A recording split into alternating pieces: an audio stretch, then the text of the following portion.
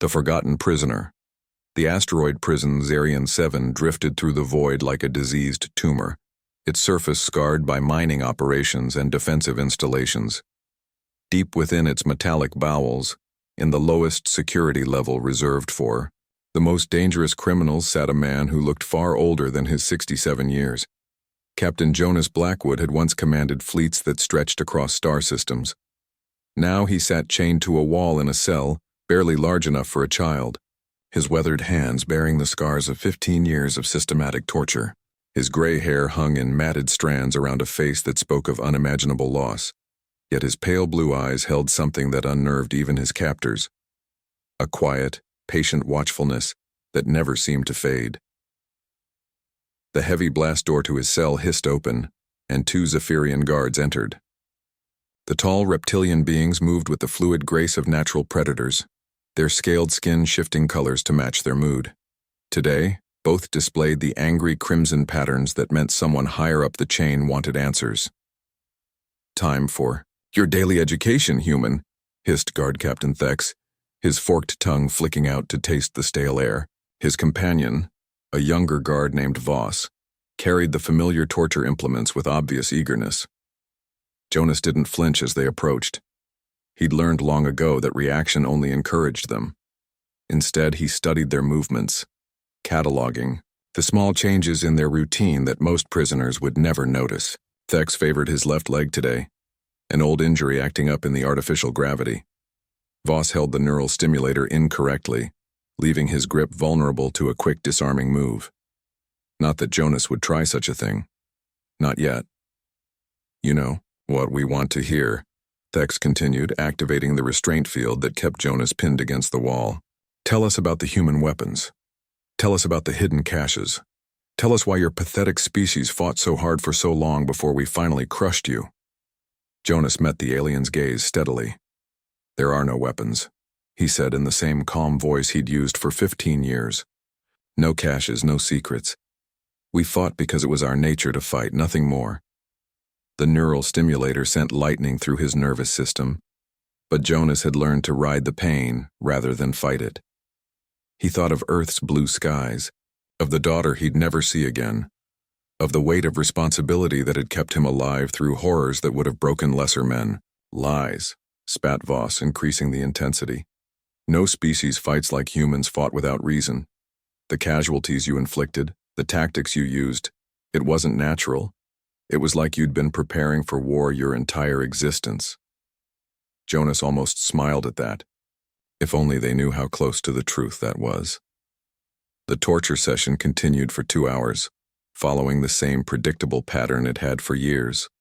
Questions about human military doctrine, demands for information about surviving colonies, threats about what would happen to the few scattered human refugees still hiding in the Outer Rim territories. Jonas gave them nothing useful, maintaining the facade of a broken old soldier who had simply run out of hope. When they finally left, Jonas slumped against his chains and waited. The real visitor would arrive soon. Dr. Kira Vex was unlike the other Zephyrians who frequented his cell. Young for her species at barely 2 centuries old, she possessed the curiosity that had driven her kind to become the galaxy's premier xenobiologists. Her scales showed the neutral blue-green of scientific interest rather than the hostile reds and oranges of his usual tormentors. "Good evening, Captain Blackwood," she said, entering alone as always. Her universal translator rendered her hissing speech into perfect English. "I trust today's interrogation was no worse than usual, Doctor," Jonas acknowledged with a slight nod. "Still trying to figure out what makes the last human tick?" Kira settled onto the small stool she'd brought for these sessions, pulling out her recording device. For 6 months now, she'd been conducting what she called psychological research into human behavior. Jonas suspected she was genuinely curious about his species rather than hunting for military secrets. "I've been reviewing the historical records of human resistance," she said, her head tilting in the way her species did when puzzled. "The mathematics don't align with known behavioral patterns. Humans fought for 300 years against overwhelming odds. Most species surrender or flee when faced with certain extinction." Jonas studied her carefully. "And what do your calculations tell you about that?" That humans weren't fighting to win, Kira said slowly. You were fighting to buy time. But time, for what? Earth fell 15 years ago.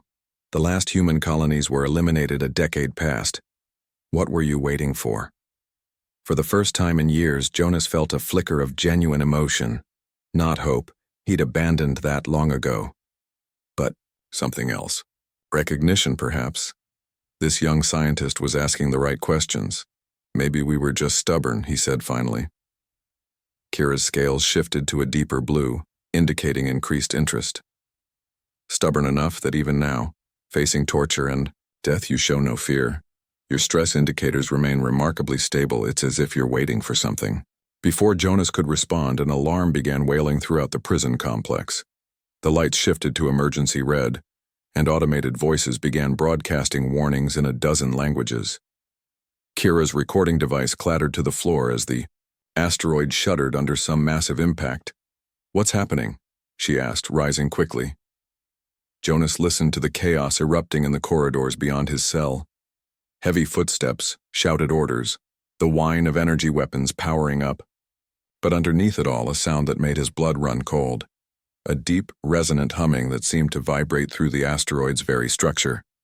Doctor, he said quietly, I need you to listen to me very carefully. How long since your people detected any deep space anomalies? Any disappearances of ships or colonies in the outer rim? Kira stared at him, confusion evident in her posture. What does that have to do with how long? Jonas repeated, his voice carrying an urgency that made her instinctively step back. 6 months, she admitted. There have been incidents, entire systems going dark. We assumed it was human survivors staging some kind of final. It wasn't us. Jonas's voice was barely above a whisper, but it cut through the alarms like a blade. Doctor, you need to understand something. My people weren't the monsters you thought we were. We were the reason the real monsters stayed hidden. Another impact shook the prison stronger this time. Through the small viewport in his cell, Jonas could see flashes of something that definitely wasn't Zephyrian technology lighting up the void. The attacking ships were wrong somehow. Too organic, too fluid in their movements. I don't understand, Kira said, but her scales were already shifting to the orange of fear. 15 years ago when Earth fell, it wasn't because we were weak. Jonas continued, his chains rattling as the asteroid shuddered again. It was because we were distracted. We were fighting you instead of watching the dark places between the stars where the old things sleep. The lights went out completely for a moment before emergency power kicked in. In that brief darkness, Jonas heard something that confirmed his worst fears. A sound like whale song, mixed with the screaming of metal, coming from somewhere in the prison complex itself. They were already inside. Doctor, Jonas said, his voice taking on a tone that made Kira's training as a predator species recognize something dangerous. I need you to release my restraints. That's impossible. You're a maximum security. Those things in your prison, right now, Jonas interrupted. They've been sleeping for millions of years. They wake up when they detect advanced civilizations spreading too far, too fast. They feed on entire worlds, strip them clean of every living thing, then go back to sleep until the next harvest cycle. The humming sound was getting closer, accompanied now by screams from the upper levels. Earth knew about them, Jonas continued. We'd been preparing for them for centuries. But your war forced us to commit our resources to fighting you instead of watching for the signs. When they came, we weren't ready. Kira's hands moved to her emergency communicator, but Jonas shook his head. Your technology won't work against them. They've evolved to feed on energy-based civilizations. But humans, we learned to fight dirty. We learned to be unpredictable. We learned to be the one thing in the galaxy that could make predators hesitate. The blast door to his cell began to glow and warp as something on the other side applied tremendous heat. Whatever was coming through wasn't using conventional cutting tools. Please, Jonas said simply. If you want your people to survive what's coming, release me now. Kira stared at him for a long moment, her scales cycling through rapid color changes as she processed what he was telling her. The door behind her began to buckle inward. Finally, her hand moved to the restraint controls. The moment the energy fields released him, Jonas stood with a fluid motion that belied his apparent age and infirmity. The chains that had held him for 15 years fell away like discarded jewelry, and suddenly Kira understood why this old human had been classified as a maximum security threat. He didn't look broken anymore. He looked dangerous. The cell door finally gave way with a sound like screaming metal, and something flowed through the opening that made Kira's predator instincts scream in terror. It was vaguely insectoid, but wrong in ways that hurt to perceive directly. Too many angles, too many joints moving in directions that seemed to violate three-dimensional space.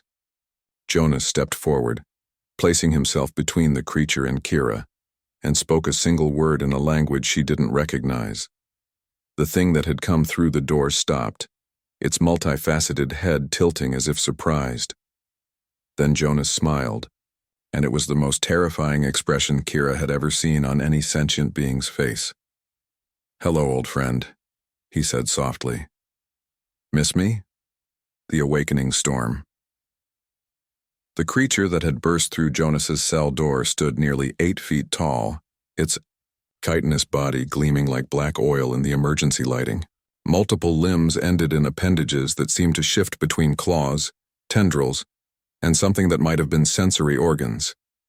But what made Kira's scales turn pure white with terror was its head. Or what she assumed was its head. It had too many eyes, arranged in patterns that suggested it could see in dimensions her mind couldn't comprehend. Jonas stood perfectly still, his aged body radiating a calm that seemed impossible given the circumstances. The creature's attention focused entirely on him, its alien head tilting as if listening to something only it could hear. "You remember Earth, don't you?" Jonas said conversationally, as if he were greeting an old acquaintance rather than facing down a nightmare from the void. "I was there when your kind first came calling. I was the one who figured out how to hurt you." The creature made a sound that was part shriek, part harmonic resonance that made the metal walls vibrate. Behind Kira, she could hear similar sounds echoing through the prison complex, accompanied by screams and the discharge of energy weapons that seemed to have no effect whatsoever. "Doctor," Jonas said without taking his eyes off the creature, "I need you to access the prison's communication system. Can you do that from here?" Kira's training as a scientist warred with her instincts as prey, but something in Jonas's tone convinced her to trust him. She pulled out her emergency communicator and began rapidly accessing the prison's network. "What am I looking for?"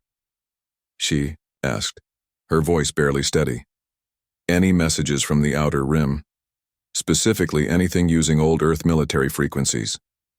Jonas took a step toward the creature, which responded by extending several limbs in what was clearly a threatening gesture. "These things don't hunt alone. They're scouts for something much worse." The creature lunged forward with speed that defied its size, but Jonas was already moving. For a man who had appeared broken and elderly moments before, he moved with the fluid precision of someone who had spent decades fighting things that shouldn't exist. He rolled under the creature's primary attack, came up behind it, and did something with his hands that Kira couldn't quite follow. The creature shrieked and spun around, but now there was something different about its movements. It was favoring. Its left side and dark fluid was leaking from several joints. "Pressure points," Jonas said grimly. "Every living thing has them, even things that shouldn't be living." Kira's communicator suddenly crackled to life with a burst of static, then cleared to reveal a voice speaking in accented English. "This is Captain Sarah Chen of the merchant vessel Wandering Star to any human survivors. We are detecting massive devourer activity in Sector 7. Repeat, the sleepers are awake. All Chimera protocols are now active. If you can hear this, it's time." Jonas's face changed at those words. Years of careful control slipping away to reveal something that made Kira understand why her people had feared humans so much. It wasn't anger exactly, or even hatred. It was the look of a predator that had been forced to play prey for far too long. "How many more messages like that?" he asked. Kira worked frantically with her communicator, accessing broader frequency ranges. "Dozens, maybe hundreds. They're coming from all over the galaxy." "Good." Jonas grabbed a piece of the creature's broken exoskeleton from the floor, testing its weight and sharpness. "Doctor, I need you to understand something. What you're hearing aren't distress calls, they're activation codes." Before Kira could ask what he meant, another creature flowed through the damaged doorway. This one was different, larger, with what looked like cybernetic implants fused directly into its organic structure. It had been feeding. "The Devourers don't just consume biological matter," Jonas explained, positioning himself between the new threat and Kira. "They absorb technology, culture, knowledge. Every civilization they've destroyed has made them stronger, smarter, more adaptable." The enhanced creature studied Jonas with obvious intelligence, its multiple eyes focusing on him with predatory interest. When it spoke, the words came through speakers that had definitely been harvested from some unfortunate victim. "Human," it said in a voice like grinding metal. "You are the one who made them scream." Jonas smiled that terrible smile again. "I made a lot of things scream. You'll have to be more specific." "Earth. The feeding that failed. You are why the harvest was incomplete." Kira felt her world shift as understanding dawned. "The war," she whispered. "Your species didn't lose the war because you were weak. You lost it because you were fighting on two fronts." Jonas nodded grimly. "We had been preparing for the Devourers for 3 centuries. Hidden weapons, secret protocols, contingency plans. But when your people attacked, we had to choose between fighting you or watching for them. We chose wrong." The enhanced Devourer moved closer, its stolen technology allowing it to interface directly with the prison's systems. Lights began failing throughout the complex as it drained power for some unknown purpose. "The last harvest was 15 solar cycles ago," it said. "Incomplete, unsatisfying. The prey that fights damaged many of us before the feeding could be finished." "And now you're hungry again," Jonas said. "But this time you made a mistake. You woke us up." The creature's laugh was a sound that made metal crack. "You, one aged human in chains, you are no threat." Jonas pulled something from his sleeve that Kira had never seen him carry, a small device that looked like it had been carved from bone and metal. When he activated it, the air around them seemed to shimmer. "You're right," he said calmly. "One human isn't a threat, but I'm not one human anymore." The device in his hand began broadcasting a signal that Kira's instruments couldn't identify. Throughout the prison complex, she started hearing new sounds. Not the screams of victims, but the sharp reports of weapons that seemed to actually affect the Devourers. "Doctor, I want you to remember something," Jonas said as armed figures began moving through the corridors beyond his cell. 15 years ago, when Earth fell, only one ship escaped. One single vessel carrying the last remnants of human command, structure. The enhanced Devourer was looking around with what might have been concern as the sounds of effective resistance grew louder.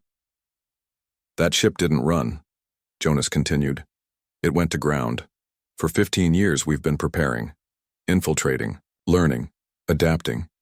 Your people thought they were imprisoning the last human. They were actually harboring the command center for humanity's final gambit." The device in Jonas's hand pulsed brighter, and suddenly Kira could hear voices throughout the prison complex. Human voices, speaking in calm, professional tones as they coordinated what sounded like a military operation. "Chimera 7, this is Chimera Command. Begin Phase 2 extraction. Chimera 12 here. Devourer nest located on Level 6, deploying quantum disruptors. All Chimera units, priority target list is now active.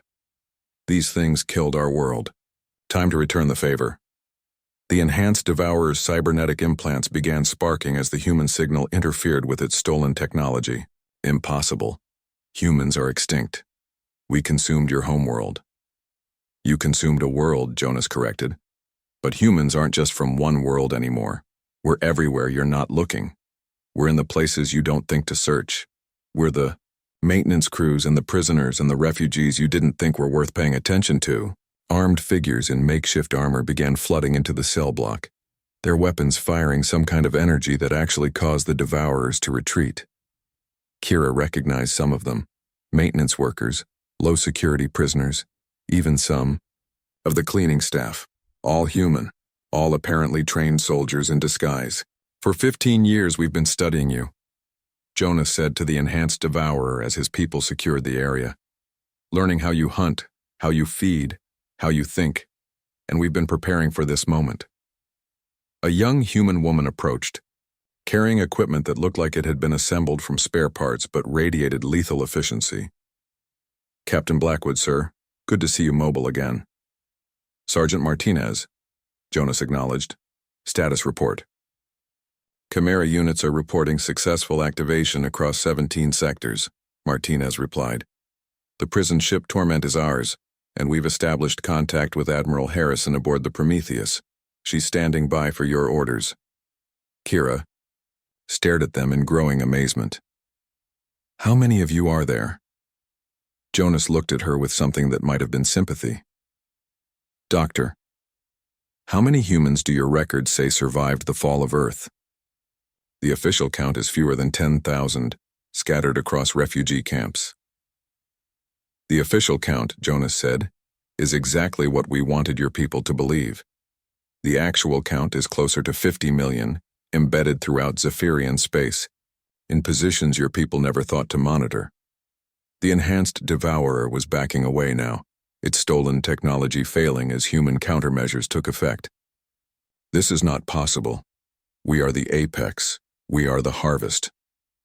You were the apex, Jonas corrected. Until you met us. See, here's what you never understood about humans. We don't just fight our predators, we become them. Martinez handed Jonas a weapon that looked like it had been designed specifically to kill things that shouldn't exist. When he activated it, the enhanced devourer's scream shattered every piece of glass in the cell block. Doctor, Jonas said, as his people began systematically clearing the prison of devourer presence, you asked me once what humans were waiting for. This is it. The moment when our real enemies showed themselves again. Through the prison's communication system, they could hear reports from across the galaxy. Human sleeper cells activating, hidden weapons coming online. Devourer hives being systematically destroyed by tactics that seemed impossible until you realized they had been developed specifically for this enemy. You turned us into refugees, Jonas said to the dying devourer. Scattered us across the galaxy. Forced us to learn every system, every weakness, every hiding place your prey had ever used. You thought you were eliminating us. He knelt down, beside the creature, speaking quietly. You were creating us. As the enhanced devourer finally stopped moving, Kira heard something that made her scales shift to colors she didn't even recognize. Across the galaxy, on frequencies her people had never monitored, human voices were speaking in calm, coordinated tones. They weren't crying for help. They weren't calling for rescue. They were giving orders. Doctor, Jonas said, standing and looking out through the cell's viewport at the space beyond, I think it's time you met the rest of my people. The ones who've been waiting 15 years for permission to stop pretending to be victims. In the distance, Kira could see ships emerging from what had appeared to be empty space. Vessels that had been hiding in plain sight, disguised as debris or incorporated into the structures of the very stations that had been hunting their crews. The hunters had become the hunted, and the humans were no longer pretending to be prey. When monsters learned to fear, Admiral Rebecca Harrison stood on the bridge of the Prometheus, watching the tactical display with the calm satisfaction of someone whose plans were finally coming to fruition. Around her, the ship hummed with activity, as crew members who had spent 15 years pretending to be dead coordinated humanity's largest military operation since the fall of Earth. The Prometheus itself was a testament to human ingenuity and deception. To any external observer, it appeared to be nothing more than a derelict cargo hauler drifting through an asteroid field. In reality, it was humanity's most advanced warship, built from salvaged Zephyrian technology and powered by principles the Devourers had never encountered. Admiral, reported Commander Torres from the tactical station, we're receiving confirmation from all Chimera cells. The galaxy-wide activation is complete. 53 million humans are now active and armed. Harrison nodded, her silver hair catching the light from the tactical displays. At 71, she was one of the few humans old enough to remember Earth before the war. She had been a junior officer when the Devourers first attacked, and she had spent every day since then preparing for this moment. Signal from Captain Blackwood aboard the prison ship, Torres continued. He has successfully secured the facility and extracted Dr. Vex. The Zephyrian scientist has agreed to assist us. Good, Harrison said. We'll need someone who understands their technology if we're going to coordinate a defense. What's our status on the primary target? The main display shifted to show a massive structure in deep space, something that defied easy description. It was part spacecraft, part living organism, part geometric impossibility. Tendrils of dark energy reached out from it like the roots of some cosmic tree, extending toward populated systems across the galaxy. The Devourer mothership is maintaining position in the void sector, Torres reported. Intelligence suggests it's been there for at least 6 months, growing and preparing for a full-scale harvest operation. Harrison studied the readings with professional interest. Estimated size? Approximately 1,200 kilometers in diameter, Admiral. Mass equivalent to a small moon, and it's still growing. Around the bridge, Harrison's officers worked with the quiet efficiency of people who had trained for this scenario their entire adult lives. None of them showed fear, despite facing an enemy that had consumed entire galactic civilizations. They had been trained by survivors of Earth's fall, raised on stories of humanity's first encounter with the Devourers, and educated in the harsh lesson that sometimes the only way to defeat monsters was to become something they feared. Admiral, called Lieutenant Kim from the communication station. We're receiving priority signals from Zephyrian Command. They're requesting immediate assistance. Their fleets are being systematically destroyed. Harrison allowed herself a thin smile. Response? They're offering full technological exchange, territorial concessions, and formal recognition of human sovereignty in exchange for our help. After 15 years of treating us like animals to be studied and caged, Harrison mused. How quickly? Attitudes change when the real predators show up. Send them our terms, ma'am. Unconditional surrender of all human prisoners and research subjects, full access to their military databases, and a formal admission that their pacification of humanity was an act of genocide. Harrison's voice carried the weight of years of carefully controlled anger. If they agree to those terms within the hour, we'll consider helping them survive what's coming. On the tactical display, red indicators were spreading across the galaxy like a virus. Each one represented a devourer attack, worlds going dark, fleets disappearing, entire systems falling silent as the ancient predators fed. Admiral, Torres reported, we're getting reports from our embedded units. The Devourers aren't just attacking randomly. They're targeting the most advanced civilizations.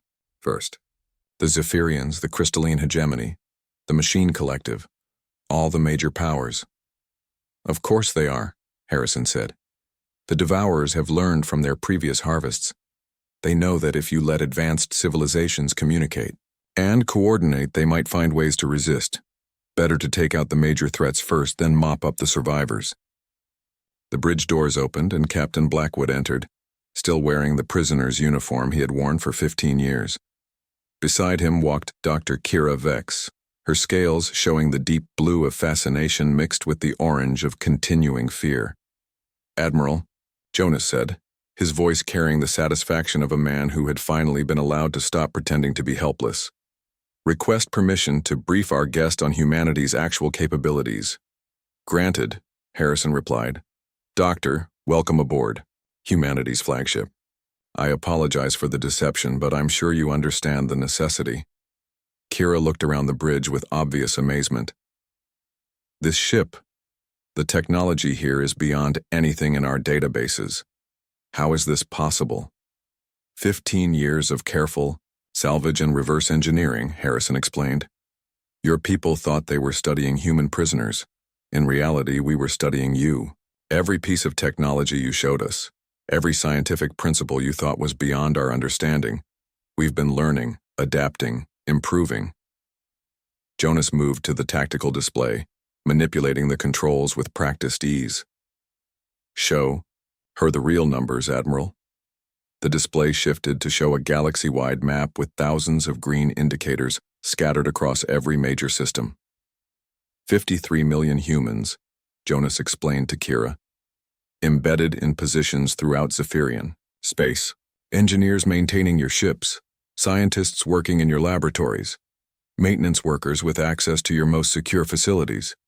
For 15 years, we've been everywhere you weren't looking. Kira's scales shifted through several color combinations that indicated profound shock. That's impossible. Our security protocols, our genetic scanners, are designed to detect external threats, Harrison finished. Not internal ones. Not people you've already classified as harmless. Do you know how many humans were assigned? To menial labor aboard Zephyrian military vessels. How many were trusted with waste management systems that happened to connect to primary power conduits?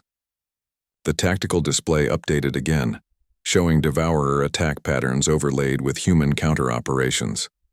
Everywhere the ancient predators struck, they encountered resistance that they clearly hadn't expected. The Devourers evolved to feed on civilizations that developed along predictable lines, Jonas explained. Energy-based weapons, centralized command structures, predictable defensive strategies. They've never encountered a species that specializes in asymmetric warfare. Guerrilla tactics, Harrison added. Psychological warfare, deception operations. The Devourers are apex predators, but they think like apex predators. They expect their prey to either fight directly or run. They don't expect prey that sets traps. A new alarm sounded on the bridge, and Torres looked up from his station with grim satisfaction. Admiral, the Prometheus is receiving targeting data from our embedded units. We have positive identification on 17 Devourer command vessels. Excellent, Harrison said. Begin implementing Protocol Nightmare. Kira watched as the human crew began working with efficiency that bordered on the supernatural. Every movement was precise, every order given and acknowledged without wasted words. These weren't the desperate survivors she had been led to believe humanity had become. These were professionals executing a plan they had spent years perfecting. What is Protocol Nightmare? She asked. Jonas answered without taking his eyes off the tactical display. For the past 3 centuries, humanity has been asking one question. How do you fight something that's designed to be the perfect predator? The answer, we discovered, is that you don't fight it directly. You make it afraid. The main display showed the Devourer mothership in the void sector, its massive form pulsing with dark energy as it coordinated attacks across the galaxy. Suddenly, smaller objects began appearing around it, objects that hadn't been there moments before. Cloaked mines, Harrison explained. We've been seeding them throughout Devourer territory for the past decade. Each one is designed to target specific weaknesses we've identified in their biotechnology. The mines began detonating in sequence, each explosion carefully timed to maximize psychological impact rather than immediate damage. The Devourer mothership shuddered under the assault, its confident advance suddenly becoming uncertain. Phase 2, Jonas announced. Across the galaxy, human sleeper cells began broadcasting on frequencies that the Devourers used for internal communication. But instead of the harmonious feeding songs the creatures expected, they heard something else. Entirely. They heard screams, the screams of their own kind, recorded during humanity's first encounter with them 300 years ago. The screams of creatures that had thought themselves invulnerable, learning what it felt like to be prey. Psychological warfare, Harrison explained to Kira, whose scales were now showing colors that indicated she was having trouble processing what she was witnessing. The Devourers communicate through shared pain and fear. We're flooding their network with the one thing they've never experienced before, the memory of being hurt by something they considered food. The effect was immediate and dramatic. Across the galaxy, Devourer attacks began faltering as the ancient predators hesitated, confused by sensations they had no framework for understanding.